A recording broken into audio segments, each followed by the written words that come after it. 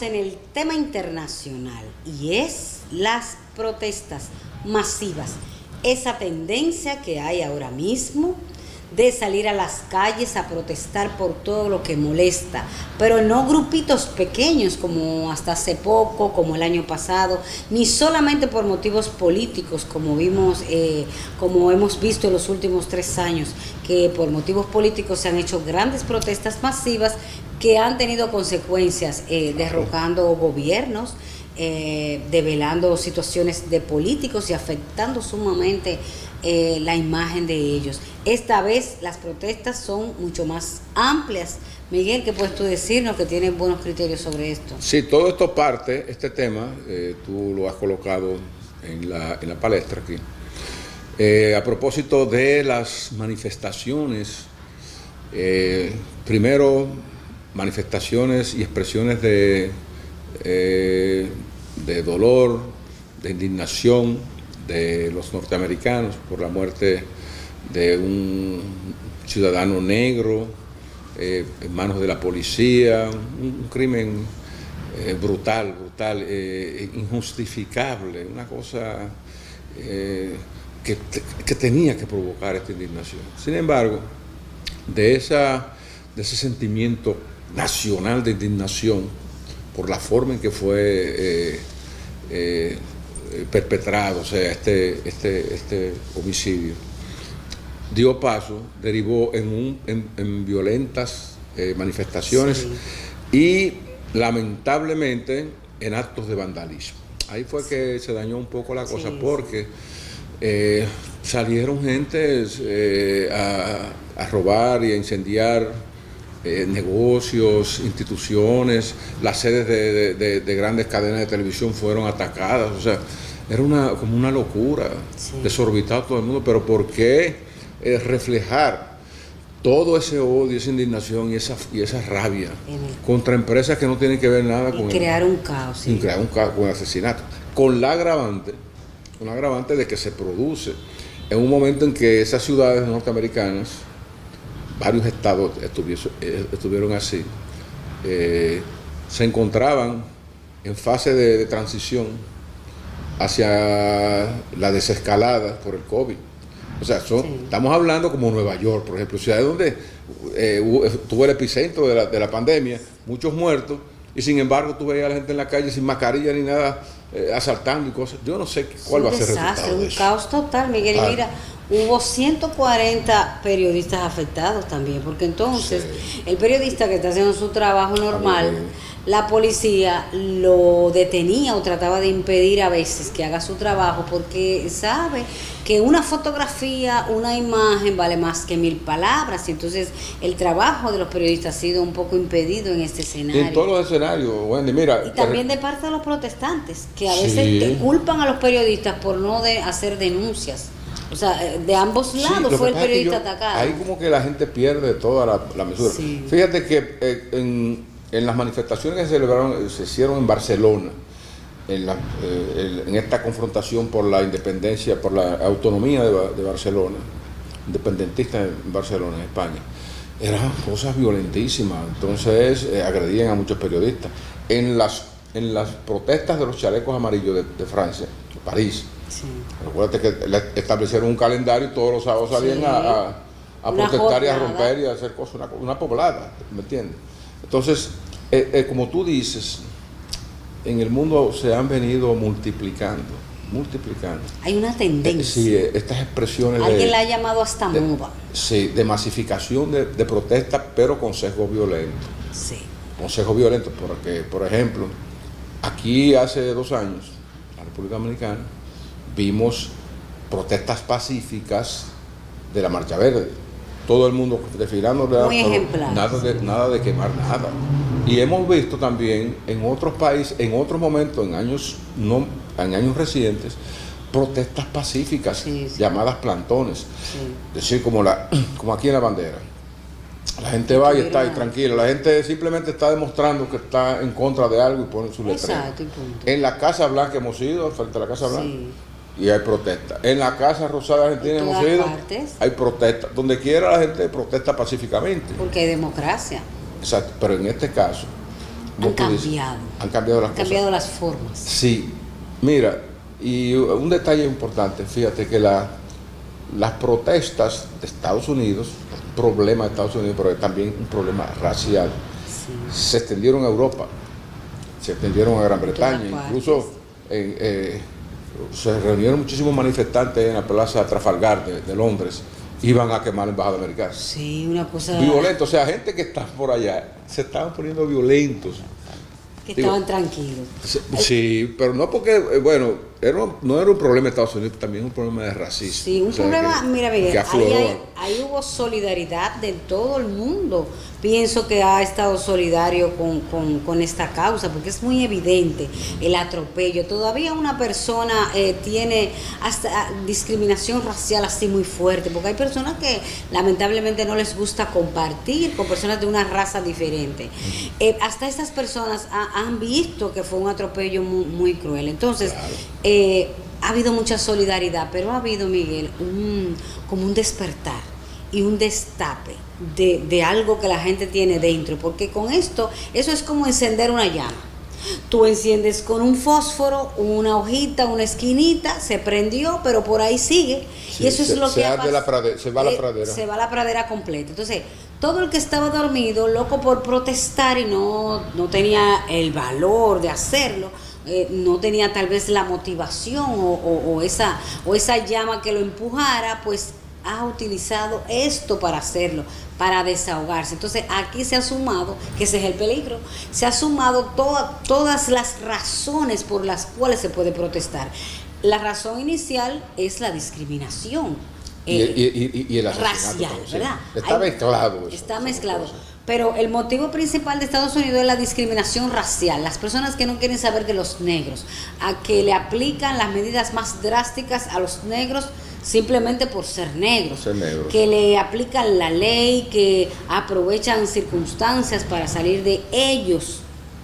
Y discriminación muy fuerte. Entonces, ese es el punto principal, pero la solidaridad ha venido tanto por ese tipo de discriminación y se han sumado todos los demás, porque hay una paleta bien grande de discriminación que incluye la racial, que es la primera, la xenofobia, también están la de las personas que son discapacitadas. No, y también por ejemplo, el movimiento en contra de los feminicidios. Fíjate, pero estas manifestaciones que se presentaron en muchas partes y aquí también, que llegaron a salir mujeres desnudas en las calles, en todas partes. Bueno, una expresión muy auténtica de indignación de las mujeres por tantos crímenes.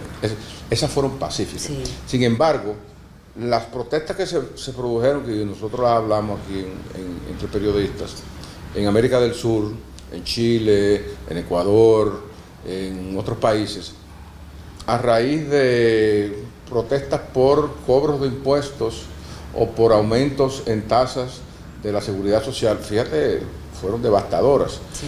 Entonces, hay muchas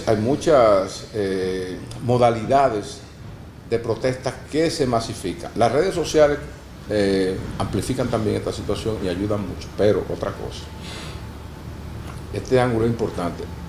Hay mucha gente jóvenes sí, participando en esto. Y tú y yo hablábamos, examinamos y nos preguntamos el por qué. Para mí, eso lo estamos Wendy y yo discutiendo.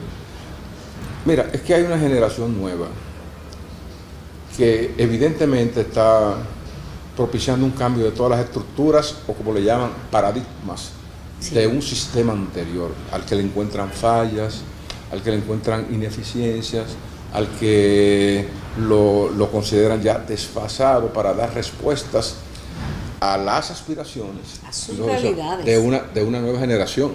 Sí. Una nueva generación que quiere vivir de otra manera, eso es lo importante, que tiene otras herramientas para vivir y que piensa que las cosas ya no deben seguir haciéndose como se hacían antes. Claro. Ese es más o menos, ese es un factor a tomar en cuenta. Sí, no es un núcleo, Miguel, es un núcleo, porque fíjate, aunque las protestas las hacen personas adultas, maduras, pero quienes permanecen más en las protestas son los jóvenes. Quienes incentivan más y tienen más poder de convocatoria, como lo vimos en la convocatoria de la bandera. No, y también, o sea, son los jóvenes. Y también energía para enfrentarse a una policía y salir corriendo y tirar piedras si hay que... Sí, porque una gente de 60 puede, y 70 años y 80 no te va a durar una semana entera haciendo protesta, pero un jovencito que necesita energía descargar toda esa adrenalina y necesita demostrar que él puede y que él sabe, pues te va a durar no solo una semana, sino 15 días y hasta un mes en las protestas. Entonces, esa masa juvenil es la que está alimentando, motivando y manteniendo estas protestas. Entonces es un grupo, Miguel, como tú decías, que tiene muchas inquietudes y tiene muchos problemas existenciales, como llamamos, porque son como huevos en crecimiento, en desarrollo, que están saliendo del cascarón, y cuando ese huevo sale, que es un pollito pequeño que encuentra todo y lo encuentra que está muy grande, está pequeño, no se adapta al calorcito que él tenía ahí adentro, entonces todo está mal. Fíjate que todos los jóvenes, eso está mal, este político está mal, esto está mal, en mi casa todo está mal. El sistema, un repudio al sistema con todas sus características. Comienzan por la casa, que claro, todo está mal, entonces después salen a la calle, mis amigos están mal, los compañeros, el político, el sistema, todo. Entonces se crea esta masa crítica muy fuerte, que va creciendo cada vez y va contagiando a los compañeros, porque Miguel, la gente actúa mucho en grupo. Ahora con el sistema de las redes sociales, todo es un grupo y tú te comunicas. Señores, a las 4 de la tarde todo el mundo en tal esquina, tal avenida, y van. Pero tú quieres otro ejemplo. Es una convocatoria instantánea. A las 8 de la noche, cacerolazo. Todo el mundo. Tú no has salido de tu casa, dando cacerolazo. Para ahora, convocatoria excelente. Déjame decirte que también, o sea, porque estos son blanco y negro, pro y contra, de lo que son la masificación de las demandas de una sociedad o de un pueblo. Mira, aquí también se han producido también muchas demostraciones emblemáticas en favor del medio ambiente, contra la contaminación. Mira que el grupo Greenpeace organiza actividades en favor de la sanidad del ambiente, eso es bueno. También se organizan actividades pacíficas, por ejemplo, aquí lo hacen mucho las iglesias, contra la violencia, contra las drogas, contra la criminalidad, contra la muerte de las mujeres.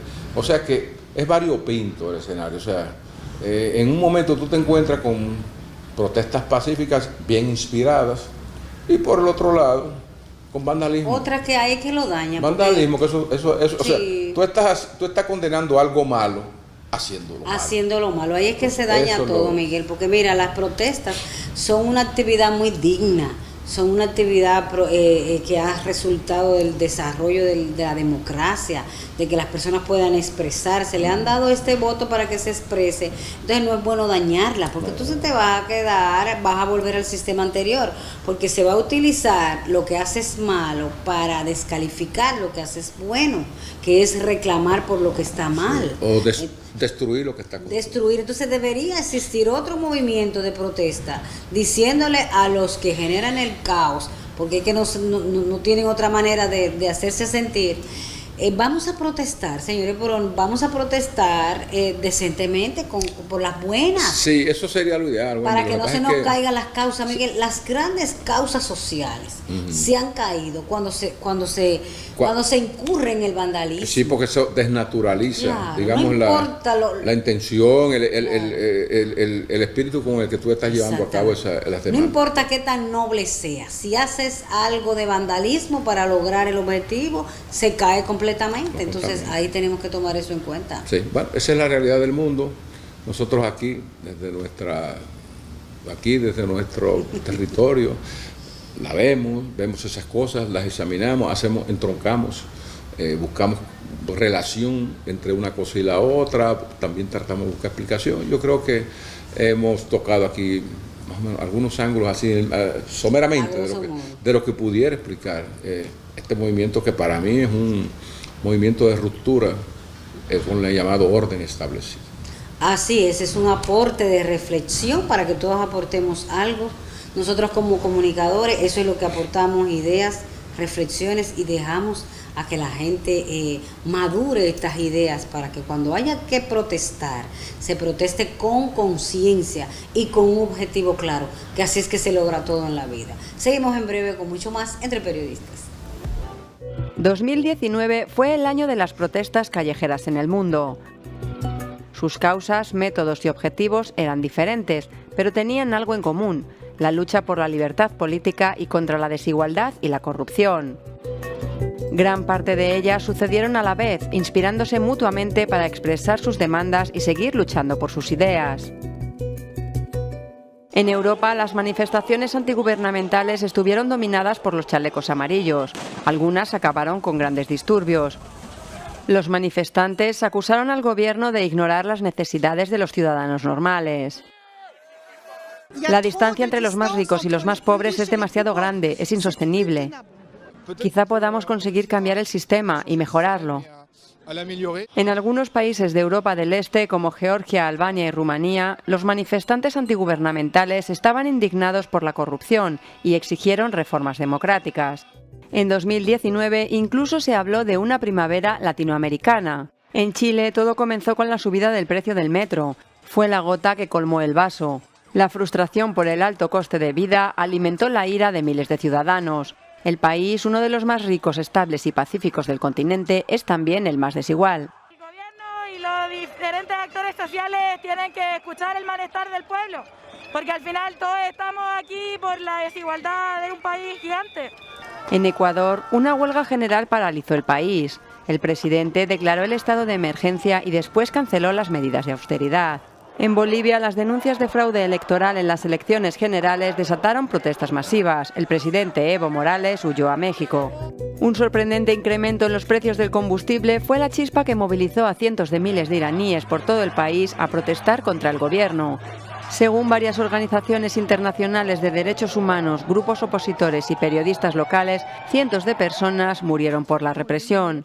Para ocultar los peores disturbios en 4 décadas, el gobierno bloqueó Internet en todo el país durante una semana. En Irak, el primer ministro Adil Abdul Mahdi dimitió presionado por las protestas masivas de corrupción y servicios públicos ineficientes. Argelia fue el epicentro de las protestas en el Magreb. El anuncio de la 5ª candidatura a la reelección de Bouteflika fue demasiado para millones de argelinos. Después de semanas de manifestaciones masivas, Bouteflika dimitió y se celebraron nuevas elecciones en diciembre. Pero los manifestantes siguieron saliendo a las calles por considerar que el antiguo régimen seguía gobernando el país. En Hong Kong todo comenzó con un proyecto de ley controvertido que permitía la extradición de fugitivos a China. La ley fue retirada, pero los manifestantes quieren ahora reformas democráticas más profundas. Solo queremos decirle al gobierno que su sistema no es bueno y decirle al gobierno chino que su sistema no puede controlar a los ciudadanos de Hong Kong. Los disturbios de Hong Kong están lejos de acabar. Las protestas son más pequeñas pero más violentas y como la mayor parte de las protestas mencionadas parece que continuarán en 2020.